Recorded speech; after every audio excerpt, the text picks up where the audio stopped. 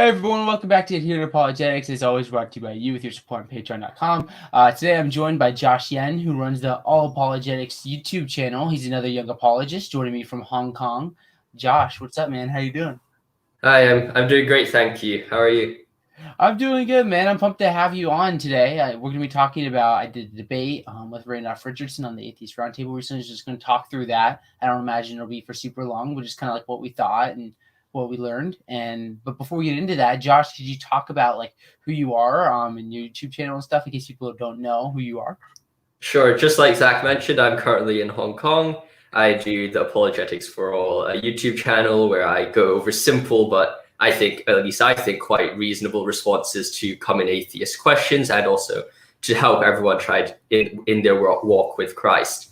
I also am currently working on this book that I'm almost finishing, which is basically also kind of following the theme of what I do in my YouTube channel, where I give a decent explanation of how to be a Christian, how to help you in your walk with Christ, and also how to strengthen your walk with Christ, and how should I say this, to defend your faith against common objections. Yeah, that's essentially it. So you're writing a book, right? I guess. Yeah, it's almost done. Yeah, it's in the works of getting it published and edited. Yeah. Wait, how old are you? I'm currently 17. Yeah. So you're like our Joe Schmid, basically, like already an author. Yeah, that's kind of the writing thing from quite a young age. I started reading J.R. Tolkien, and that inspired me quite a lot. So I'm just curious for a second, because I didn't realize you were writing a book until you just said this. But like, what's this book gonna be about? Like, can you go into a little more depth about it? I'm curious.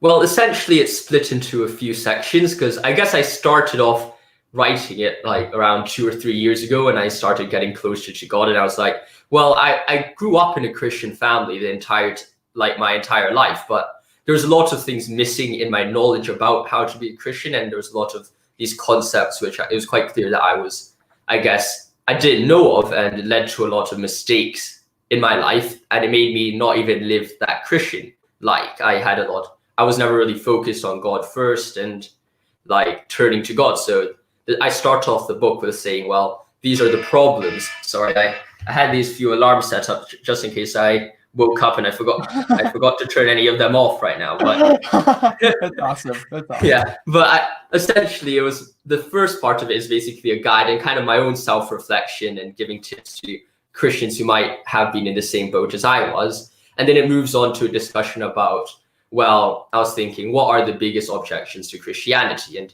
when I look around society today, I see that the biggest objections to Christianity are normally not really God doesn't exist, but more, well, God's morals are wrong.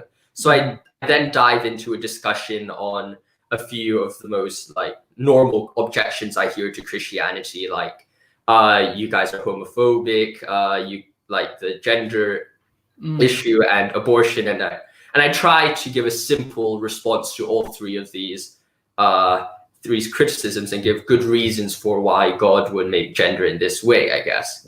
And finally, I do 2 arguments for the existence of God, but I have to admit they aren't the strongest for formulations of the existence of God, and definitely not the level in which Zach does in his debate, which we'll be getting on to soon. But I mean, they're meant to be a brief introduction to the issue, I guess. Yeah.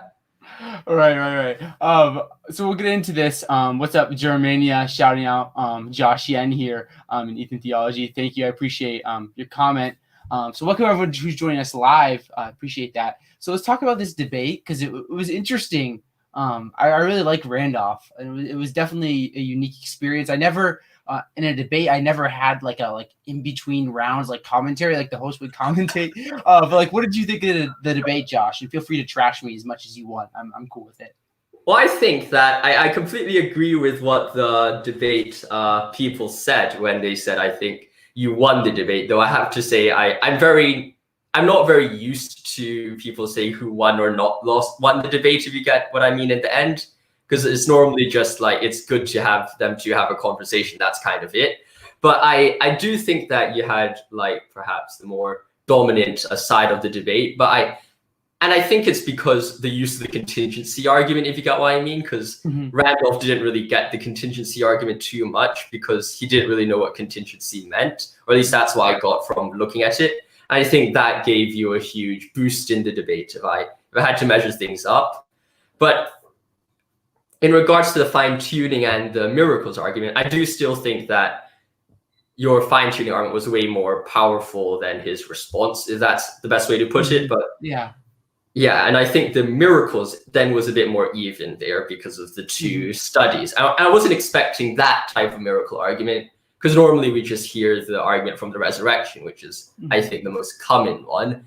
And I've also never seen those studies before, so that was quite interesting. Yeah.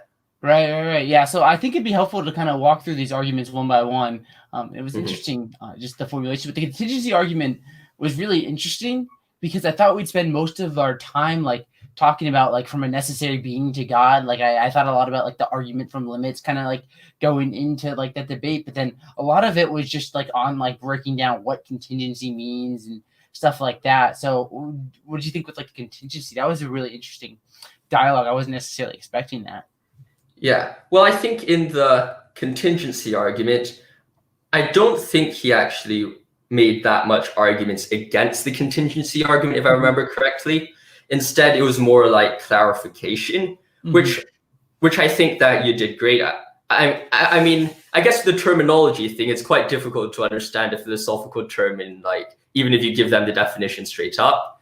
So I think that, though I have to say, perhaps we could here, if we were to do the debate a bit more justice, perhaps discuss a bit more about the premise 2 of the argument. There is a contingent fact that includes all other contingent facts. Yeah. I feel that wasn't, perhaps if people watch the debate, wouldn't have had a great understanding of it, because it was kind of more about the definition of contingent than the actual, like how the premise was defended or something like that. Right. Yeah. I thought like, I mean, with premise 1 of the contingency argument, you have like the principle of sufficient reason, which, you know, you could debate, but I mean, I think it's very likely true. Obviously, I like used it in my argument. But then premise 2 is really interesting because it's like there's a contingent fact that contains all contingent facts. And it's interesting to kind of like think about how like to break that down and like defend it. Like I try to give the analogy of like you have a big blob of everything, and if you imagine like you can put together almost all contingent things into this big blob of everything. And that would be like a contingent fact. That was kind of what I was aiming at. I'm very confident on like the first premise, and the second one I think is true. I just need to like study it more. But it was interesting to think about, and I was hoping for more pushback. There wasn't too much there, but yeah. Well, if you want a bit of pushback, I could happily play devil's advocate. But I mean, I guess I think that the premise 2 is perhaps the most, I think it's probably true as well. I guess the biggest response to that would be the classical, if it commits the fallacy of composition kind of thing, if you got what I mean. That like the set of all contingent facts may not be itself a contingent fact, if you got what I mean. But then if you say it's a necessary fact, then that necessary fact could just be God. So I don't really see how that objection would help the atheist, I guess, if you got what I mean. Yeah. I think I'm tracking with you. I mean, I think with the second premise, it seems very intuitively true. Like I think, like from my perspective, like we just can't have all contingent facts. Like if we think of contingency as something that depends on something else for an explanation, I don't think it's even necessarily going against like an infinite regress, but like it would seem like by the nature of contingency, there's some sort of dependence. And if all we have is contingent facts, I don't see why there would be something rather than nothing. So it seems very intuitively true for me, the second premise of the contingency argument. Yeah, definitely. Right. So I think the last kind of objection he gave to the contingency argument was the like it doesn't prove a specific God or things like that. Because I can't remember if it was during the Q&A or towards the end of the debate, but he's like, okay, so you can get to this God, you can get to God with this contingency argument, but then how do we go from there? He's like, well, what are your options? Like, well, you could be a Christian, a Muslim, a Jew, a philosophical theist, a deist, all these different options. And it seemed like it was kind of like that like newer version of atheism, I want to say, where it's like you can't prove your specific God, which wasn't the debate topic. I don't know if that was written off for a question. But that was interesting. So what was your thoughts on just the necessary being to God? Well, I have to admit, I'm not very, I don't have too much research about the argument from limits, but I do seem like at face value that it is a very good argument. And I do think that if it works, it does seem to point towards an omnipotent or at least limitless God, which I think is which is definitely closer to the classical monotheistic God instead of a polytheistic God, which I think he was talking quite a lot in the debate, which was to me quite surprising because normally the multi gods thing. It was quite surprising because normally people don't, I guess they would raise it, but they don't use it as such a main objection as Randolph did in his debate, I guess. Yeah, that was interesting though. Like, because I was listening to he's only done a couple of debates, but I listened to his debates before, and he brought up this objection, like, why just one God instead of multiple gods? And it's an interesting objection, but I mean, I don't think it gets to like the heart of like a contingency argument or a fine tuning argument. Like, if we're debating, does God exist? I mean, for me to win the debate, obviously I believe there's only one God, but polytheism could be true, and I'd still like technically win the debate, I guess. Well, I guess we Asians might have quite a lot to blame for the fact that he raised this polytheistic God, because I saw in his name tag that he had a Chinese name there, like a Zhang Wen Dao or something like that. Yeah. And in Asia, we do have quite a lot of polytheism, so it might be his Oriental approach which has led him to this polytheistic idea. So I'm not sure if I should say I kind of am quite guilty for this. I think the only Chinese I know is like washing wall at a pingwa, which is like, I think I like green apples if I'm remembering it right. Yeah, you like your apples, yeah, something like that. My friend taught me that living in the middle of Pennsylvania in the United States. So we talked about the contingency argument, and I think his big issue was just kind of fleshing out like what it meant, like for something to be contingent versus necessary. We talked about that a while, and the necessary being the God. The fine tuning argument was interesting because I think his biggest objection was I just used like Craig's fine tuning argument. I saw a comment from GR Mania. I was cutting. Sure, I'd love to come on your channel for a discussion, not a debate, anytime, man. Feel free to reach out, email me. Lots of fun. adherentapologetics@gmail.com. Sorry, I just lost my train of thought there for a second because I was like, wait, what is this? I saw a debate and I'm like, no, I don't like to. Debating is interesting. All right, but back to where I was with the fine tuning argument. His biggest objection, it seemed like to me, was like restricting it to like chance, necessity, or design, which was interesting. So what did you think about like our dialogue in the fine tuning argument? Well, I think that the two main objections that he raised was definitely, one of them was the chance, necessity, or design, and the other one was the small part of the universe is hospitable to human life. And I think those were his two main arguments. And since we raised the chance or design one, we could, I guess, turn to discuss that first. I think at the end of the day, it seems that his argument is more like, well, we don't know enough, so we cannot really understand we can't just use a destructive syllogism here, which I think, well, I'm not sure if I'm understanding him correctly, but I think is quite a problematic approach for his own argumentation, because it kind of just disproves destructive syllogisms, if you got what I mean. Mm-hmm. Yeah, it was interesting because he talked a lot about like, it was almost like you can't test this idea, because we got into like, it was almost like empirical, like an empiricist, like a high regard for like almost scientism for a minute, and it seemed like, because it's like, well, we can't see in reality other universes to compare with, like for like the fine tuning, how things would be different if there were different constants. Like we just can't know, like we're not in a position to know. Which, I responded with like the principle of indifference and stuff, but I mean, I don't know, I just don't really think that kind of like, well, you just can't know response works, because I think there's a lot of things that we can't know with 100% like Cartesian certainty, Yeah, I do think your response does work, and I think that, and there's a thing that I don't really like about these verification and falsification things, which I do think that you say, is that these things are all, and I think he kind of realizes himself as well. He says, well, these might be sound philosophical principles, but philosophy doesn't lead to proof, and that's something that I think he said in his debate, not word for word, but something along those lines. But I think that the problem with such a view is that these philosophical statements are in fact philosophical statements and nothing more. Like, science is, at the end of the day, a methodology and not exactly a certain state of facts.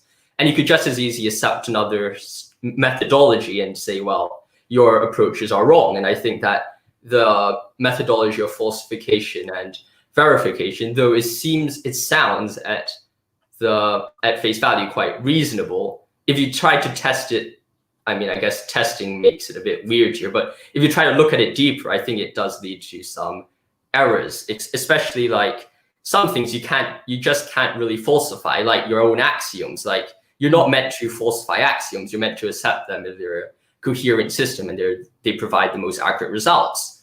So I think that, like, his idea of you have to prove these things, well, what does he mean by prove? Does he mean scientifically, like empirically prove them in front of you, or prove it mathematically, like a more philosophical approach? It really depends on what he means by proving here. And I don't think he's kind of defined his own terms enough here for him to even present his own argument, if you got what I mean. Yeah. I think that it would have been helpful, like, with like verificationism. Like, I don't want to say like Randolph holds to this. It just seemed like it for this like one little bit in the debate during the live discussion. And I think it's helpful to realize, like, science is really good for science's job. Like, science's job isn't to explain everything. It's like to investigate like natural phenomena and such. And like, once you get to like metaphysical like foundations of reality, like, you're going to hit a point where like science can't explain everything. Joshua Phillips says a great way to defend fine-tuning is to compare it to the problem of evil, like the Bayesian version and a made-up version where the evidence is quite obviously favoring a certain hypothesis. This usually reveals that the objections are not fine-tuning specific and are more against the Bayesian form, which is much harder to object to. And I mean, I agree with him. I was thinking about during the debate, like, do I use Craig's argument or do I do like a more like probabilistic argument? But I figured for the debate, like, either one kind of works, and I was more comfortable defending Craig's, but it's interesting to think about. Yeah, because I guess with the debate thing, it's more a bit of a show as well as like actual intellectual argument as well. So I guess the more witty and the more simple arguments always go the best. And in that sense, I think your choice of choosing Craig's one is definitely correct. And and I think that it was quite well. Yeah. And I understand with what he's saying about like premise one, with like why limit it to like chance, design, or physical necessity. Like, why limit it? And I think that's the issue with Craig's argument. I mean, I think it still works, but I think that's the issue, is we're limited to those three. But I mean, those are really like the only three. Maybe the multiverse you could throw on there is like a fourth. But those are really the only options I think we have with regard to like fine tuning. Because I think that when I clarified with fine tuning, in the beginning, he's like, well, what about the universe is lifeless? And we're talking about like fundamental constants or like early universe conditions with low entropy. Like, I think he kind of realized that the universe is lifeless thing doesn't really support or go against the fine tuning argument. Yeah. And I think since you've raised that point, I think we could, a thing is that I feel that Randolph kind of, now I'm not trying to critique him too much here, but I think that he kind of conflates different arguments together. Like, I think he first approached your cosmological argument or your contingency argument as if it was the Kalam cosmological argument, because they were suddenly some kind of ex nihilo creation thing which kind of arose somewhere there. And I was like, well, I don't think Zach raised that argument. And here he seems to conflate it with either a fine-tuning argument which is based on the existence of human life, or the watchmaker argument, which he does raise later and is not necessarily raised by Zach here. So I think there was a bit of, perhaps he was confusing a few arguments together, if you got what I mean. Yeah, I felt that a little bit too. And I think once Randolph I think he just didn't, because I don't think he ever heard of like Liebman's contingency argument before I put it up to him in that debate. So I think it took him a minute to get his mind around it, which is totally fair. Like, I don't expect you to throw like four premises and a conclusion at you and like to figure it out like in 2 seconds. But it did seem like in the beginning, he's like, well, we can't investigate the properties of nothing. But that's kind of like irrelevant to like the contingency argument, at least as far as I know of. Unless you want to argue nothing's your necessary being, which would be interesting. Yeah. And actually, I would say perhaps one more thing is about his response that most of the universe is not hospitable to life. I guess if we discuss that a bit more here, I think it does soon like come quite clear that it doesn't matter if the rest of the universe is not hospitable to life, because on the Christian hypothesis, it is definitely possible, and I'm not saying it must be possible, but it's more possible to see that God made humans specifically. So the fact that the rest of the universe is not hospitable to humans' life doesn't really, I think, take away from the Christian hypothesis here. Of course, this is drawing closer to the Christian God hypothesis in the debate, which is not exactly the thing you want to defend here. But I think that even if we accept that most of the universe is not hospitable to life, it doesn't really take away from any of our arguments, if you got what I mean. Yeah. I'm totally tracking with you. I'm trying to think if there's anything else regarding the fine tuning. I think we covered most of it. It's an interesting argument. I really like fine tuning because I think it complements well. Like I think with like contingency, I think getting to a necessary being is like super solid. Like I think that with like philosophy of religion and like arguments for God, I think that's one of my most confident things is like there's a necessary being in it, and I'm pretty certain it's God. But then when you throw in like fine tuning or moral realism or like things like that, I think it really helps you kind of like paint out like the attributes of like this necessary being that you can get to with like the first four stages of like Proust's contingency argument. Definitely, I do think that the cosmological argument is perhaps is my favorite argument, and I think that this like the fine tuning argument kind of helps strengthen the the cumulative case, and the fine tuning plays a very important part in that discussion. Yeah, completely agree with you. Yeah. So we'll go to miracles in a second, but the programmer said, do you tend to study philosophy once you head to college, Josh? That is currently the plan, I guess. I mean, I dare say me and my friend who also like to do philosophy are the only two people in the entire year who are trying to do philosophy, which is perhaps a result of our ethnic kind of Chinese people only do STEM. And I mean, to some degree, it is quite true.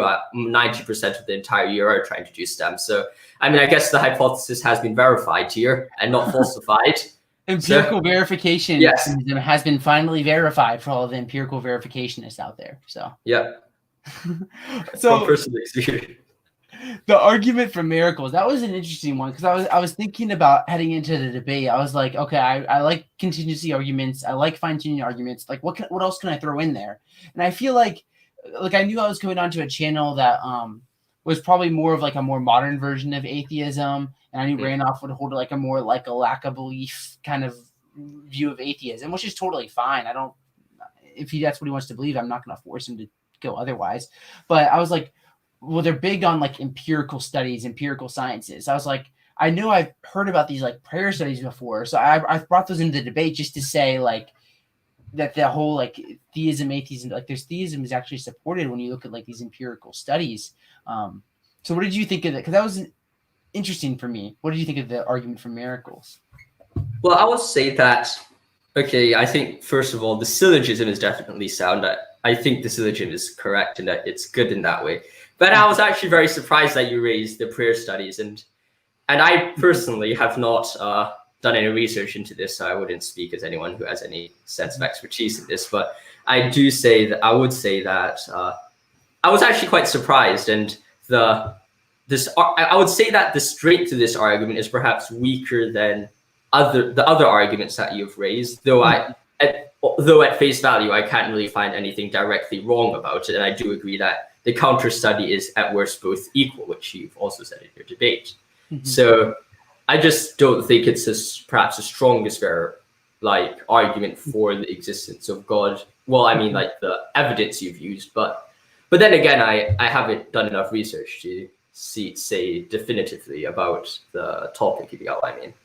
Right. Yeah. I mean, I'm not super like in depth in these studies. Like I haven't like looked at all the studies out there on prayer. I've just looked at a few, and I just thought the argument would be useful because I didn't want to get into the like you didn't use like any empirical evidence or empirical sciences, because it's interesting like the results, if I'm remembering the studies, like they're outside the margin of error, and the probability of what they say of both of these occurring like naturalistically is like less than 0.1%. And you could say, well, it's not convincing enough for these counter studies, which is fine, but I just wonder, like when I'm looking at these studies, I'm like, is there a way to explain this under naturalism? Like if the if the methodology is like correct and it's a double-blind study, like it just seems like you wouldn't expect this if naturalism is true.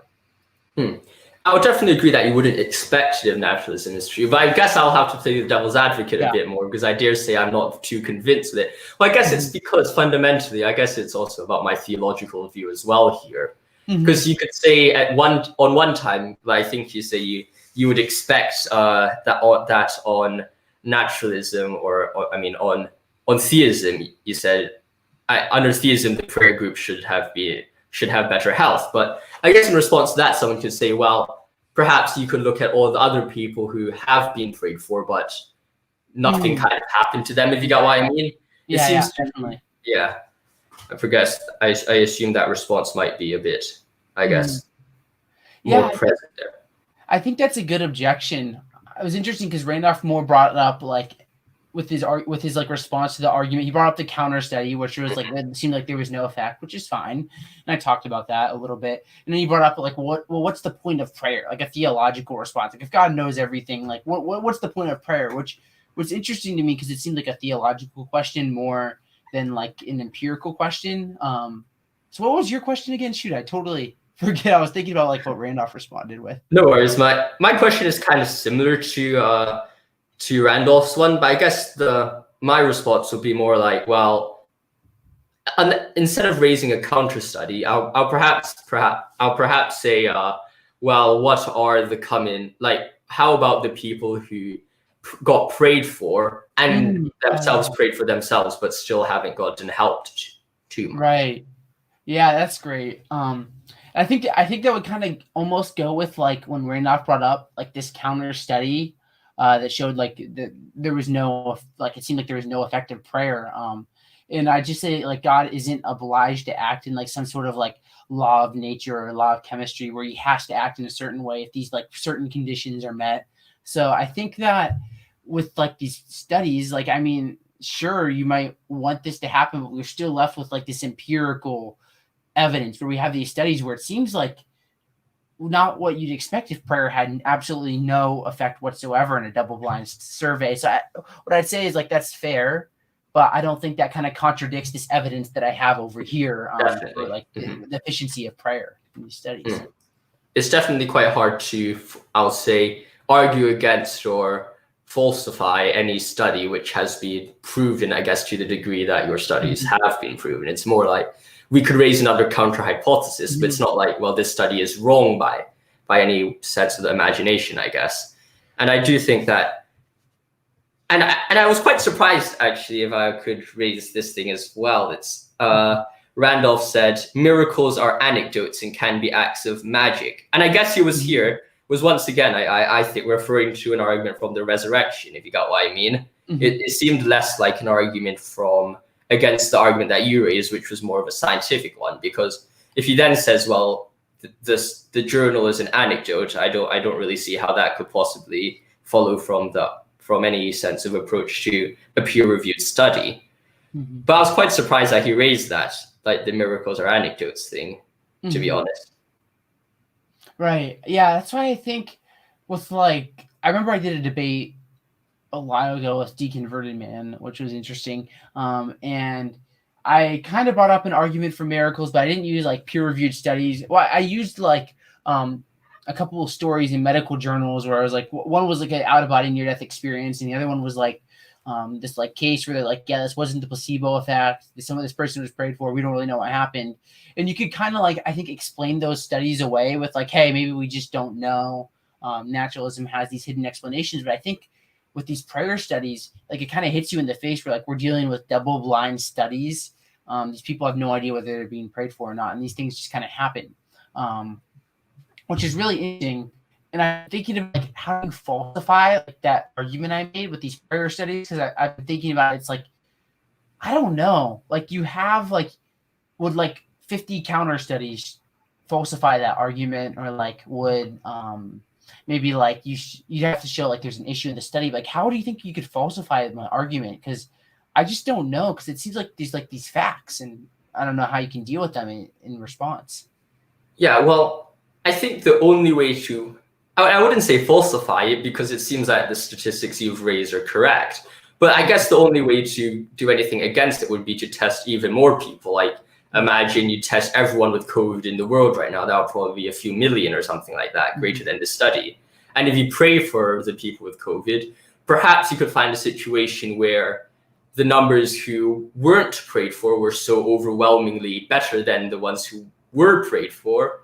And that would change the entire balance of people who prayed for who were better. Is normally, like in your studies, perhaps like maybe the bar chart would be a bit higher than the ones who weren't prayed for. But then because you suddenly have a lot of new data, the number of people who weren't prayed for who got better would suddenly boost the bar chart way higher than the number of people who were prayed for in the studies. And perhaps that would somewhat, I would say, perhaps maybe go against your hypothesis, but it wouldn't falsify the evidence you've used, if you got what I mean.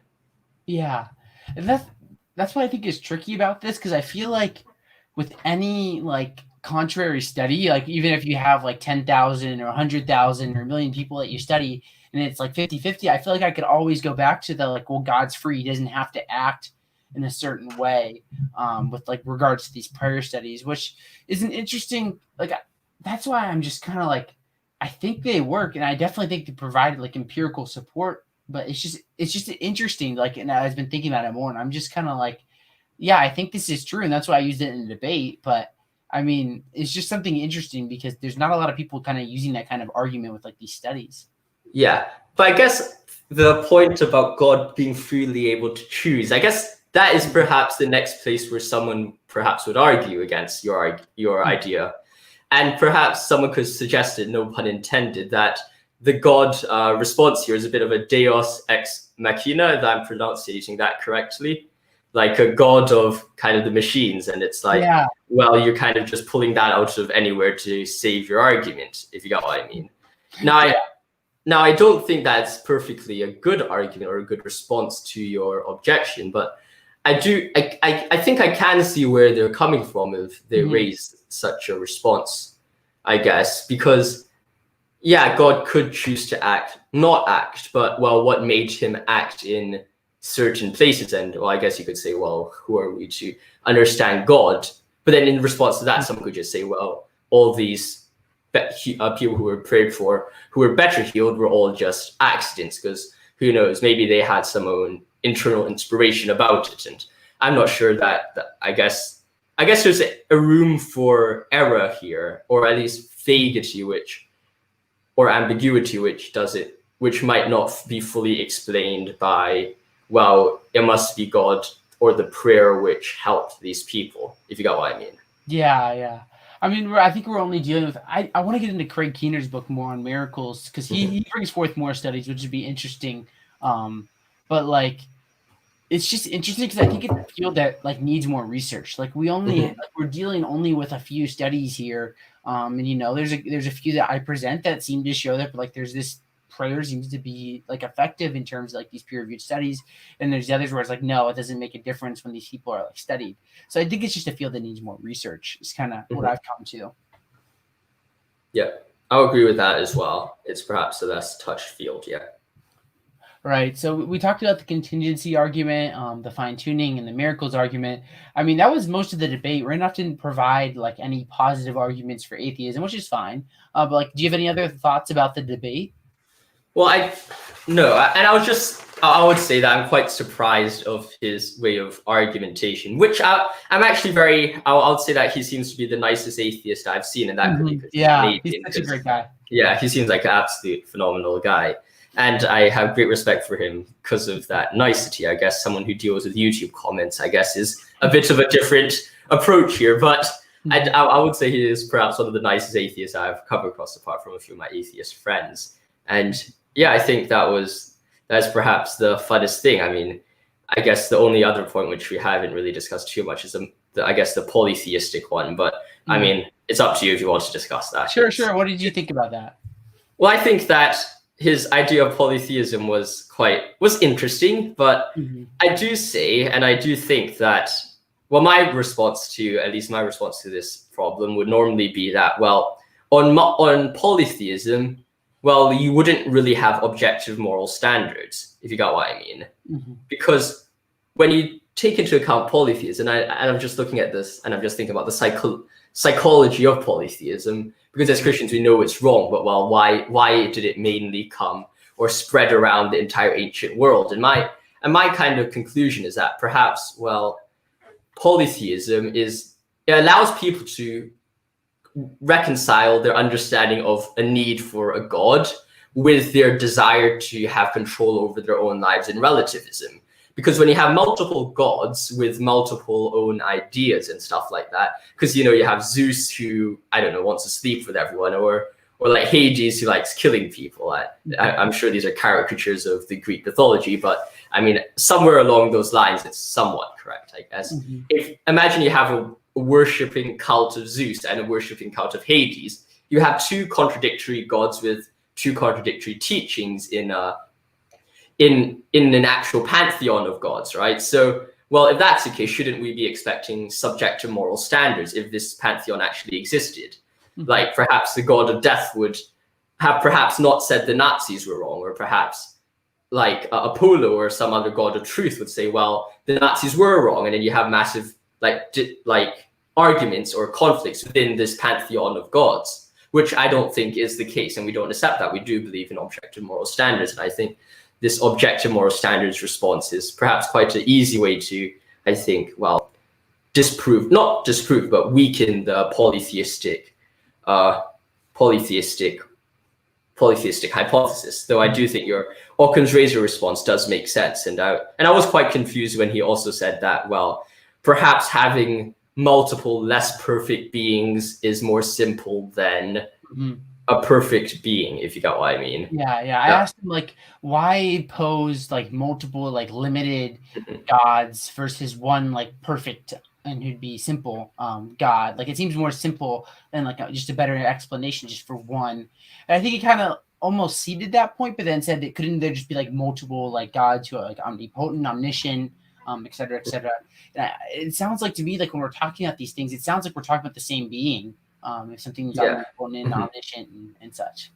Definitely, because it seems to be somewhat analytically impossible for there to be more than one greatest possible being, because greatest kind of implies one, right? Like it doesn't seem possible to have like multiple maximally or greatest conceivable beings. It just seems perhaps quite wrong. So yeah, I think that was perhaps his last response that he raised, I guess. Yeah, because I think if you have like two maximally great beings, well, neither one of them would really be maximally great because they're not greater than the other being. So there seems like there's some sort of like limitation on them, which would add complexity, and we don't like those arbitrary limits. So yeah, definitely. Right. So it was a fun debate with Randolph. Like I was thinking about it, like the first time I debated him would have been the summer of a couple years ago when I was supposed to debate some other guy, but then he didn't show up. So Randolph just popped in like at the same exact time. And I was just like this naive, like 18-year-old who really didn't just use like basic arguments. And it's been interesting, like just our progression over time. And he's just a great guy. So it was a lot of fun. Seems like an absolutely phenomenal guy to debate with, and seems like a really good guy that, I mean, you could meet up with. And seems like one of the nicest guys that I've seen in the entire atheist sphere of people, I guess. Yeah. Very genuine, honest, humble guy. So seems like a nice guy. Yeah. He seemed a little frustrated. It was funny because he brought up the like idea like atheism is just a lack of belief, which is fine. But I think he said it was the traditional, like the typical definition. That was kind of surprising though. I brought up that wasn't true. And I saw this look at him. Like I was like, it was like a little like, like a little angry look. And I was like, I felt bad because he's such a nice guy and I didn't want to like trigger him because I said that he was wrong. But that's the first time I hadn't seen Randolph like a smile the whole time. So that was kind of funny. And Randolph, if you're listening, we love you. You're awesome, dude. Definitely. Right on. Anything else you want to bring up before we start to wrap things up here? Not really. Everything's all good. I think we covered all of the main points in the debate. Yeah, it was a lot of fun. Thanks for joining me, Josh, the 17-year-old prodigy from Hong Kong that's going to have that first book coming out soon, man. Feel free to share any last thoughts, and like if people want to follow you, like I know you have your YouTube channel below, but how do people follow Joshua Yen, who's going to take over the world? I think I might become the Andrew Loke in the building, but Don't just say that because you're Asian. You don't have to say that because you're. No worries. I do live like quite close to his university, so I guess there's quite a lot of parallels here. But I mean, apart from that, I would say that if you want to check out the work I do, it's Apologetics for All, the YouTube channel. Most of the stuff there is actually quite a simple response. There's no like really massive philosophical things. So I guess I'm planning to make perhaps either another YouTube channel or perhaps just a separate part of my YouTube channel, which goes in depth into more philosophical, more serious discussion. And I'll be making updates about that on my channel. And I haven't really thought of how to bring this more academic side forward apart from the more simple responses. And that's basically it, I guess. It's just, I'm just kind of playing it by ear and hopefully everything goes well, kind of that stage right now. Yeah. For sure. One last question. Are you British? You sound British. I know you. I do go to a British school, so I do have that. I guess I do have that accent. Yeah. Those British people giving you that amazing accent. The posh accent makes everyone sound a bit smarter than they actually are. But I mean, you can never complain about that. Yeah, man, good stuff. I encourage everyone to subscribe to Josh's YouTube channel. You can do that down below. Joshua Phillip, Programmer Roxby, everyone who joined us. Thank you. Josh, it's been real, man. Thanks for joining me. Thank you. Thanks for having me. For tuning in, as always, to Adherent Apologetics. Be sure to subscribe to Josh on your way out, and you can subscribe to us if you're new here. Leave a like, and if you enjoy the show, you can support us on Patreon. Your contributions of $1 or $2 or $3 a month goes a long ways to help us reach full funding. Thank you, everyone, for tuning in. Have a good night. God bless, or good morning if you're like Josh in Hong Kong.